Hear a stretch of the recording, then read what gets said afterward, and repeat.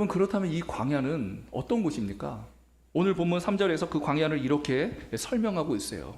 3절에 보니까요, 너를 낮추시며 너를 줄이게 하시며. 낮출 수밖에 없는 곳, 줄일 수밖에 없는 곳, 그것이 바로 이 광야라는 것이죠. 여러분, 우리는 광야에 대해서 잘 알고 있습니다. 광야의 특징, 먼저는 물이 없어요.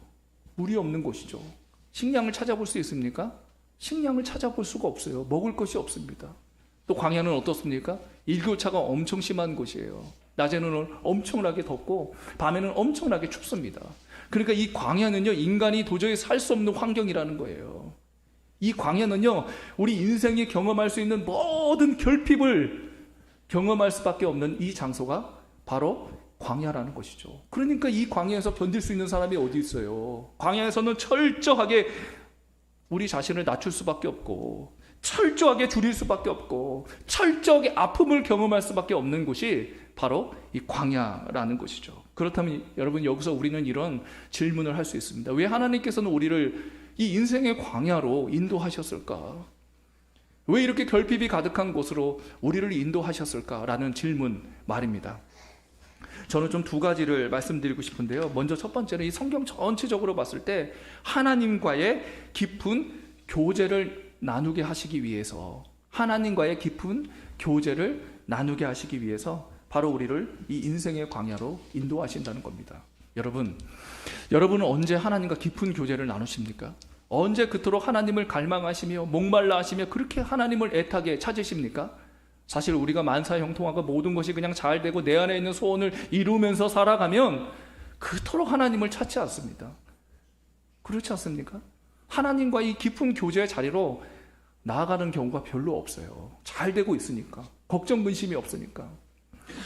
여러분, 시편에 보면요, 우리 인생의 이야기가 사실 시편 전체가 우리 인생의 이야기죠.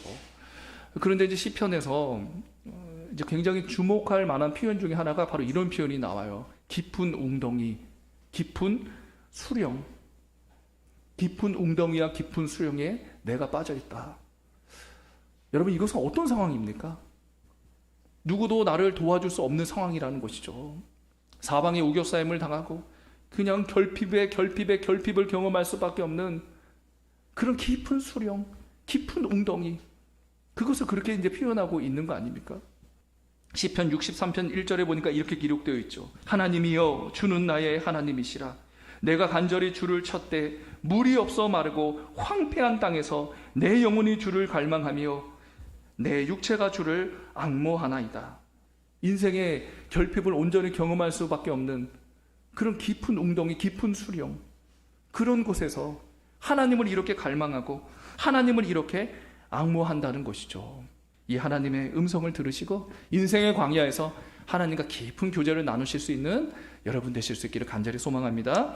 그런가 하면 두 번째는요, 하나님만 의지하는 주의 백성 만들기 위해서 그렇게 하셨다는 거예요. 하나님만 의지하는 주의 백성. 자, 5절을 보세요. 5절에 보면요, 이런 표현이 나옵니다. 너는 사람이 그 아들을 모함같이요, 징계함같이 내 하나님 여호와께서 너를 징계하신 줄 마음에 생각하고 그랬어요. 그러니까 하나님께서 이스라엘 백성들을 이 광야로 인도하신 이유, 40년 동안 광야 생활을 하게 하신 이유가 뭐냐? 바로 징계 때문이라는 거죠. 징계 차원에서. 그런데 이 단어가요, 제가 자료를 찾아보니까 징계라는 의미도 있지만 훈련이라는 의미도 있대요. 그러니까 여기에는 이제 중복적인 의미가 있는 거예요. 징계와 훈련이라는 의미가 담겨 있습니다. 그러니까 하나님께서 이스라엘 백성들을 광야로 인도하신 첫 번째 이유는 뭐예요? 징계 차원에서 그렇게 하셨다는 거죠. 여러분, 민수기 13장에 있는 그 12정탐꾼 이야기는 너무나 잘 알고 있습니다. 12정탐꾼이 가나안 땅에 돌아와서 뭐라 그랬어요? 거기를 정탐하고 다시 백성들에게 와서 뭐라 그랬어요? 저들을 보니까 그 안악자손이 있는데 우리는 그 메뚜기 같아. 그 하나님 말씀 신뢰할 수 없어. 하나님이 저 땅 우리에게 주신다 그랬는데 그건 말도 안 돼. 그거 불가능한 일이야. 그거 어떻게 돼? 그거 아무리 생각해봐도 안 되는데 그거 우리가 어떻게 이길 수 있어? 능력이 없는데. 이렇게 보고를 하지 않습니까? 그래서 결국 하나님께서 분노하셨죠. 그래서 40일 동안 정탐하고 왔는데 이제 40일이 아니라 40년 동안 너희들 광야에서 징계받아야 돼.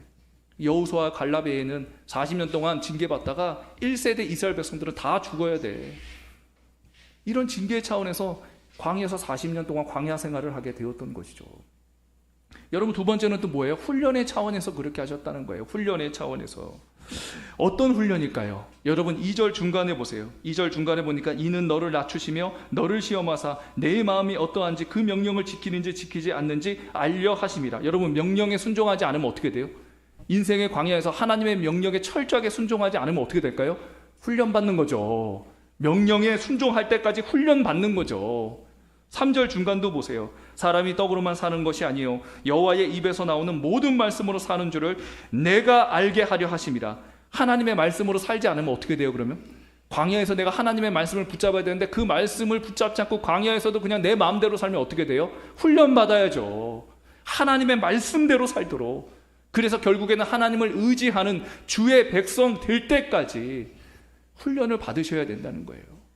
여러분, 그렇기 때문에 우리가 이 광야의 길을 빨리 통과하는 방법은 무엇입니까? 해답을 주셨잖아요. 뭘 하셔야 돼요?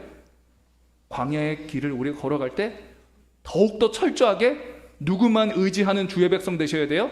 하나님만 의지하는 주의 백성. 하나님 외에는 답이 안 나옵니다. 하나님 없으면 저 죽습니다.